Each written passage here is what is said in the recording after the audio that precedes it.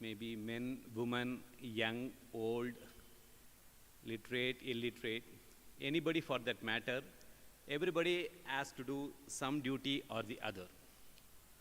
Of course, time, place, environment may change the type of duties, but there is nobody that they don't have any duties.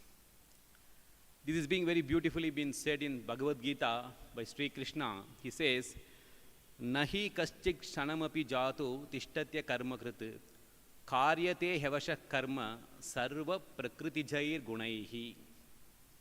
It means, surely none can ever remain inactive for a moment, for everyone acts helplessly because of the nature-born impulses. Our very nature is to work. Prakriti makes us to do the work. And also you see, we like to do duties, we get satisfaction out of it, we get some rewards, external rewards, we get praise, all those things are there. But we find also people, after doing a lot of duties, they don't get into that higher dimension of joy. They have been doing duties all their life, but they don't derive that joy. So there should be some problem in the attitude with which they have worked and also the method of doing the work. Why I say this? Because our scriptures, Bhagavad Gita says that if you perform duty in a proper attitude, then you are bound to have joy, perfection, and fulfillment. There are n number of slokas in Bhagavad Gita about this karma. To give a sample for you, one sloka in the 3rd chapter says, Karma naiva hi samsiddhim astita janakadayaha. People like Janaka attained some siddhim, perfection, by performing actions. There is another sloka in the 18th chapter which says, I will just quote the one line of that, Swa karmana tamabhyarcha siddhim vindati manava. The same idea.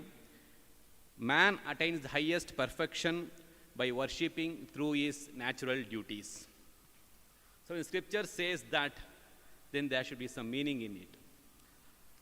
Now, if you take our modern times, the idea of duty is obsolete, but there is a far cry going on everywhere regarding rights.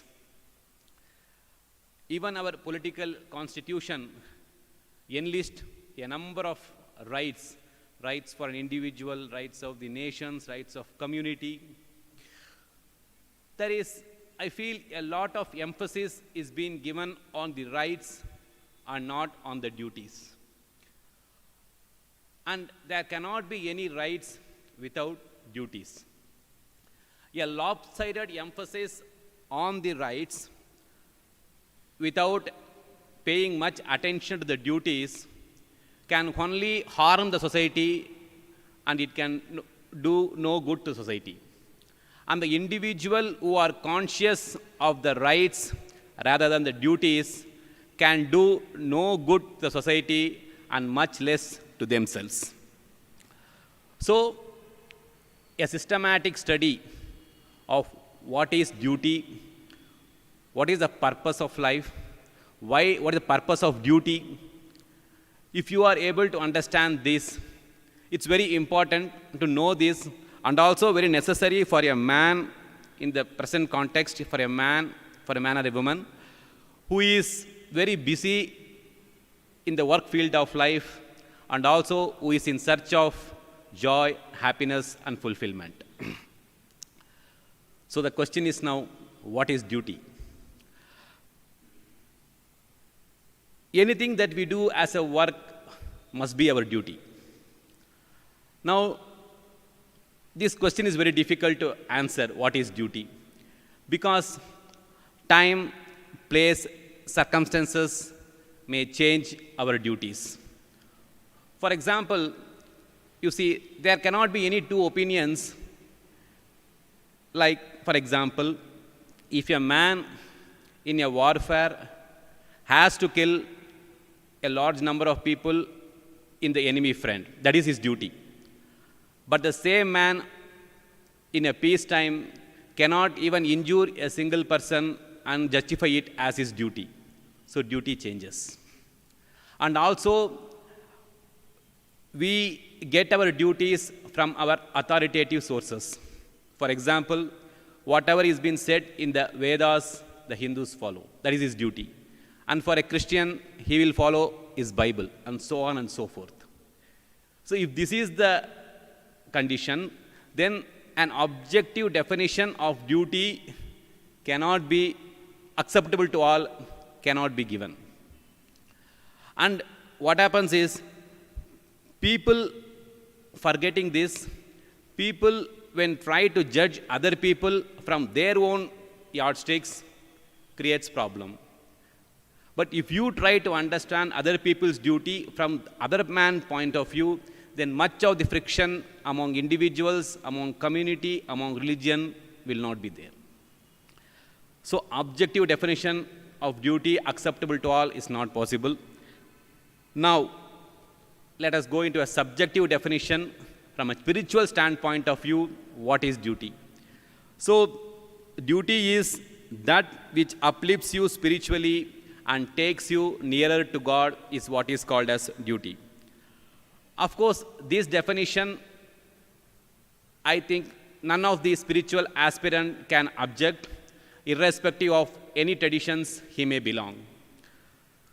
To put it this in a Vedantic parlance, any action that helps us to manifest the potential divinity, each soul is potentially divine. So any duty, any action, duty or action, any action that helps us to manifest the potential divinity of the soul is our duty. Now, what is the purpose of our duty? Now, the only purpose of doing all the duties is to attenuate, to annihilate our lower self and to manifest the higher self. So, when the lower self gets sublated, then the higher self, the Atman, the reality of one's own reality will manifest. In the words of Sri Ramakrishna, it is like the renunciation of the unripe ego, the kacha ami, and the manifestation of the paka ami, that is what is the ripe ego, the higher self. So any duty, whichever duty we do, it is only to bring us an inner transformation. Of course, we may not be able to understand it in the initial stages, but this is the purpose of any duty. Now, to go back to our ancient system, in our ancient system, we had two types of dharmas, duties, called as Sadharan Dharma and the Vishesha Dharma. Now, dharma, of course, as a wider connotations, I am here using dharma in the sense of duty. Now, the Sadharan Dharma is very universal. The virtues has to be practiced by everyone irrespective of age, gender, and social status. So these Sadharan Dharmas like ahimsa, non-injury, kshama, forbearance, indriya nigraha, sense control, daya, compassion, dana, charity, saucha, purity, satya, truth, tapas, austerity has to be practiced by everyone. Especially the priestly class of people followed this very diligently and they set an example to the society. They were an exemplary, they set an exempling model to the society. And apart from the Sadharan Dharma, we have something called as Vishesha Dharma. That is, of course, specific duties. The society has been divided into 4 varnas, that is called Varna Dharma. We had a class called priestly class, whose Vishesha Dharma was to preserve and propagate the cultural, religious, spiritual teachings. The main duty of them was to preach. Now, the second class of people, called as the warrior class of people, their duty was to protect the society. Their duty was to enforce the peace and security in the society. The trader class of people were involved in agriculture, cattle rearing, and they maintained the economy of the society. And the final labor class people, they did all the manual work. So in this way, the society was kept in balance by the way people do their duties according to their Vishesha Dharmas. Apart from this, every individual passes through 4 stages of life: Brahmacharya, Garhastya, Vanaprastha, and Sannyasa, and there are duties according to the stages of life. So, in fact, everyone was aware of their duties according to the social status and the stages of life. And also, this is what is called as Swadharma. And doing this Swadharma in a very sincere and perfect manner led them to perfection. And also, they were very conscious of the scriptural warning, a very famous sloka in Bhagavad Gita, which says, Shreyan swadharmovi gunaha paradharma svanushtita swadharme nidanam shreyaha paradharmo bhayavaha. The meaning is, better is your own duty, however imperfect, than the duty of another, which may be well formed. So, our own swadharma we have to do. Now, coming to our times, the society has been restructured and remodeled in a variety of ways. In the earlier system, there was a division of society, and society was divided into groups, and it had some advantages and also disadvantages. Caste being a social institution, of course, this is expected. But what happened was, in the passage of time, the disadvantages outweighed the advantages, and so the caste barrier have to give way. Now, the Varnashrama Dharma, which we followed in the ancient time, cannot be applied to the modern society unless and until it is translated according to the modern terminology. Of course, now we have a different type of a caste. We have two castes called as haves and have-nots. These are castes now we do have here. So the social environment of the society has been changed a lot, that the role played by a student, the role played by a householder, the role played by a monk, everything has got a variety of changes. Also, this one we need to bear in mind, the pragmatic outlook, the utilitarian outlook dominating the minds of the people at the present time, they, at the best, what they do is tolerate all the ancient values and sentiments, and at worst, they reject them and call them as downright superstitions. Now, we have a large number of people who wants to be happy and have the joys for themselves.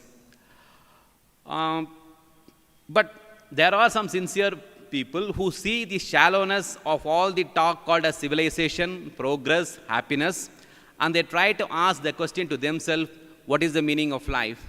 What is the goal of duty? What is duty? What is the purpose of duty? What is the goal of life? Now, again, we come to the same question, what is the duty in my life?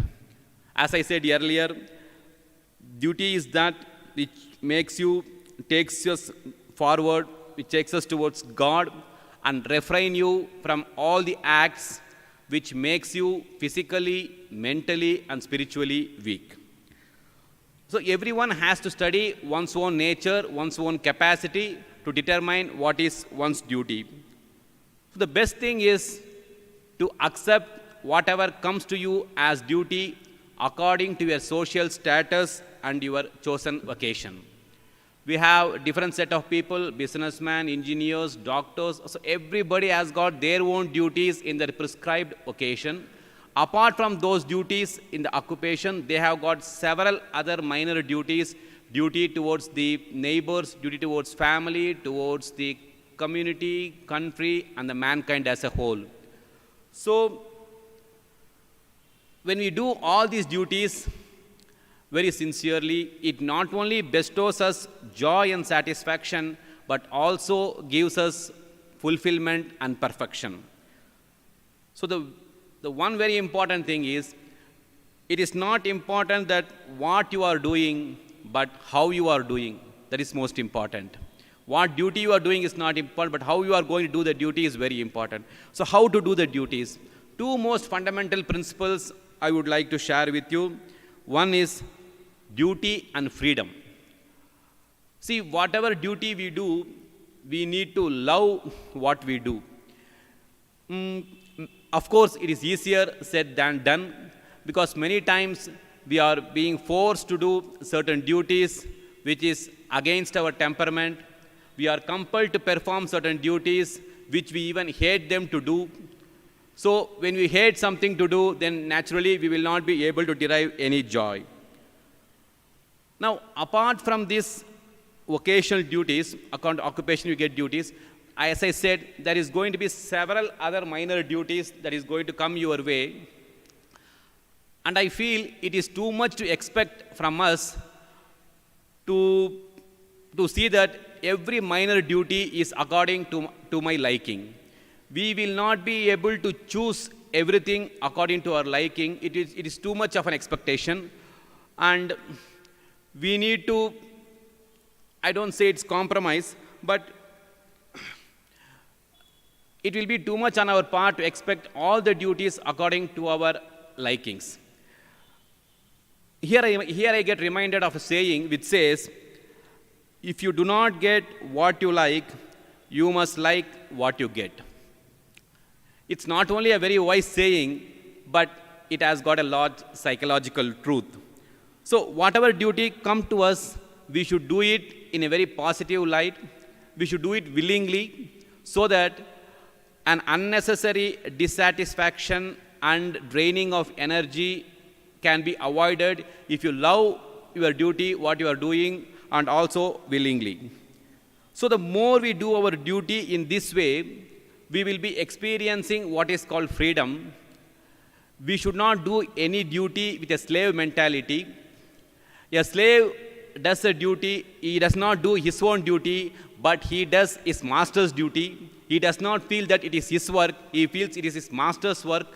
So when you do the duty in that way, you cannot enjoy what you are doing. That's what Swami Vivekananda said, to work like a master and not like a slave. So when you do everything out of freedom, it gives us great joy. That's one first fundamental principle. The second fundamental principle is detachment, which is very much connected to freedom. So whatever duty we do, we should do it in a very detached manner. Swami Vivekananda says, everything you do under compulsion goes to build up attachment. We know everybody of them does the duty. Now the question is, what compels us to do the work, to do duty? Some do the work for money, some do work for name and fame, some for power, post, status, some for recognition, and some, they say they would like to, if you do some good work, they would like to go to heaven, and so on and so forth. So everybody is being pushed into work by the thing called desire. So desire is the whip that goads us to perform work. That is what they say, avidya, kama, karma. Because of the avidya of our own real nature, which is already full, we have desires, kama, to achieve something, to get something, and thus karma will drive you to do some work, and we work, and we get papa punya. Then again, because of papa punya, we get birth, and this cycle goes on and on and on and on. So desire is the one that puts people into work. It is like just a horse when it is being pulled, when it's pulling a horse carriage, the horse runs forward because of the whip that is being given by the horseman who is sitting behind. So like that, we have the whip called as desire, which puts us into action. But then we very cleverly give a very high sounding word for that and call it as duty, right? Now, how to detach ourselves from this desire? How to be detached? Now, in a psychology, they say, dissociating the will from the hold of desires. That is the way we should do. Dissociating the will from the hold of desire that are sprouting, the desires are getting sprouted due to the samskaras that are in our unconscious mind or subconscious mind. So we need to detach our will from the desires.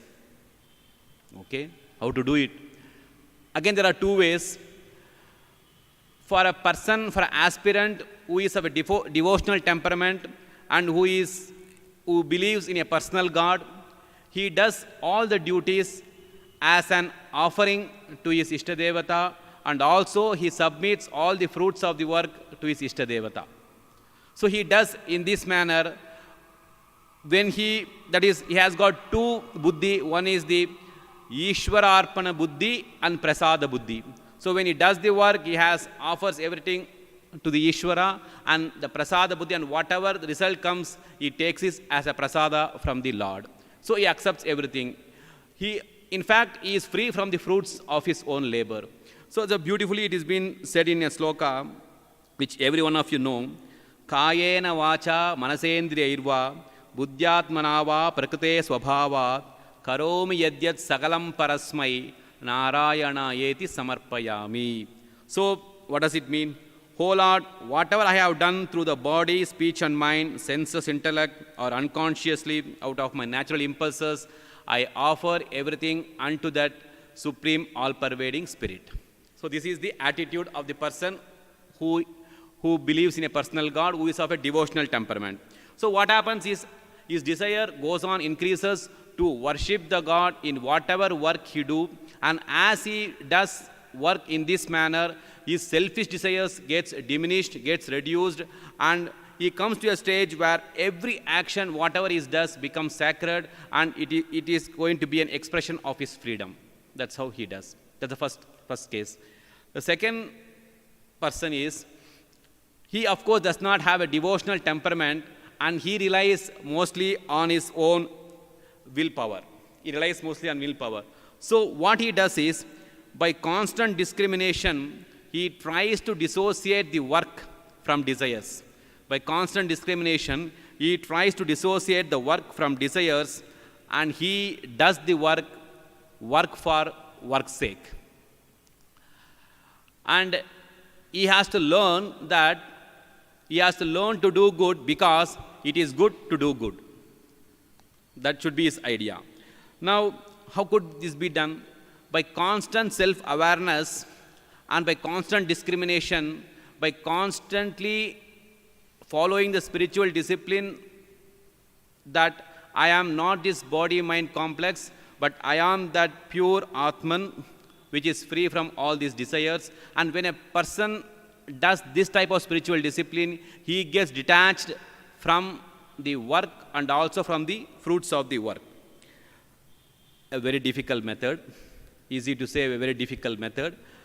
But the idea is, a spiritual aspirant is very much ready to give anything for the end.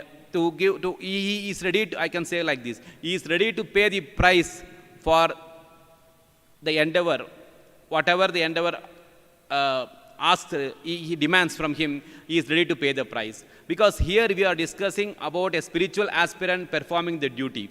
So we are trying to give a spiritual orientation to the duties, and one without any spiritual aspirations, if they are going to listen to this lecture, then they will find all these methods not only difficult but also meaningless.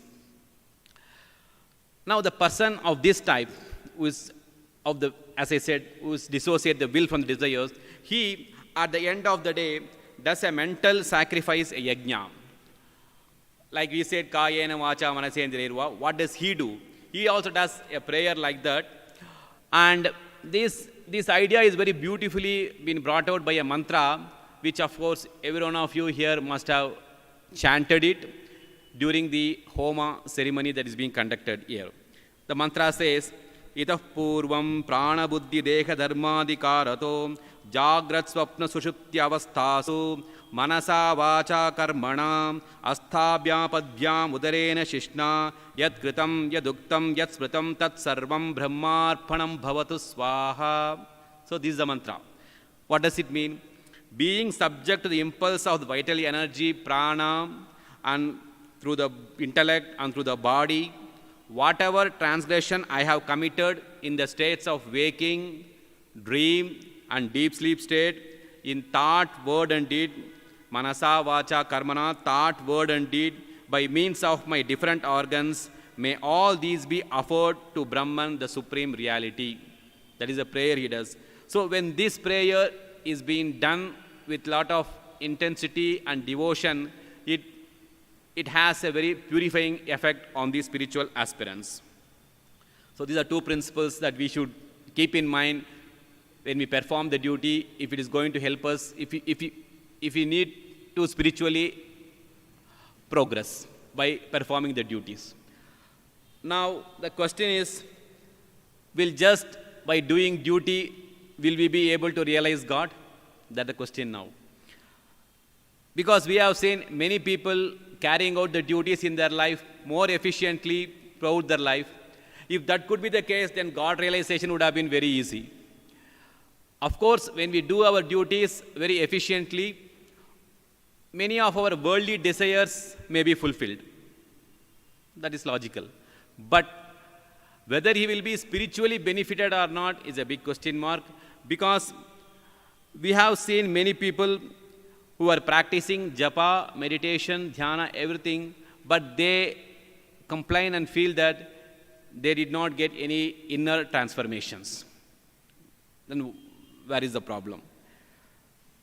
Now, here what had happened is, all their spiritual disciplines of japa, dhyana, and all the other things has also become very mechanical, and it has become one other duty to them, and they do it just as a ritual, or just out of fear, or out of necessity, or for reasons, for no reasons. They do it because they do not love doing it, they do it because they have to do it. Now, when our duties become mechanical or world-oriented, then what is the effect? Duty, instead of giving us a liberating, duty instead of acting us as a liberating force, binds us. That's what happens to most of us. Now, in the words of Swami Vivekananda, he says, duty then becomes a disease with us. It drags us ever forward when it has become mechanical and world-oriented. It drags us ever forward. It catches hold of us and makes our whole life miserable. It is the bane of human life. This duty, this idea of duty, is the midday summer sun which scorches on the innermost soul of mankind. He says the duty becomes like a midday summer sun when it does not have that love and freedom and the detachments. Continuing, he says, look at this, he's pointing to us, look at these poor slaves to duty. Duty leaves them no time to say their prayer, no time to bath. Duty is ever on them. They go out and work, duty is on them. They come home and think of the work for the next day, duty is on them. It is living a slave's life, at last dropping down in streets and dying in harness like a horse. This is duty as it is understood. Words of Swami Vivekananda. So what is the meaning of the duty that is being understood? Is explaining. So duty as understood is going to give us, if you are going to do the duty in this way, we will get bound. We are bound. So according to Swami Vivekananda, true duty is to be unattached, to work as a free being, and to submit all the work unto God. That is what is called duty. Now that's why I said two principles are very important. One is detachment, the other one is freedom. Of course, when we do duties in this way, there is definitely going to be an inner transformation. But at the same time, there is going to be a great struggle involved, because our lower nature, there are two natures, higher nature and the lower nature. The lower nature mind, which is being swayed by ignorance, which is being characterized by the shoka and the moha, misery and the delusion, will create problems and it will rebel. So there will be a constant struggle between the higher aspiration and the lower tendencies. Even when we do the duty, which is our own duty, swadharma, we may sometimes get into the bondage of egoism, and for expecting some praise and all these things are also possible. So there is always a struggle between the higher aspirations and the lower tendencies. So what should we do? So much depends upon our Shraddha, our strength of aspiration, our strength of spiritual aspiration, Shraddha, purity, and determination about our goal. A half-hearted and a compromised way of doing duty will end up in a spiritual failure. So infinite patience and perseverance can make us grace worthy, so that grace descends upon us and brings about the inner transformation. So we, by having all these qualities, we should make ourselves grace worthy. We always pray for grace, grace, grace. Grace is always flowing, but we need to make ourselves grace worthy. Now finally, from the beginning I was saying inner transformation, inner transformation. What is this inner transformation? So the inner transformation is when we have been doing work as a duty, so the work as a duty melts away, goes away, and he goes into a state of work without any sense of duty.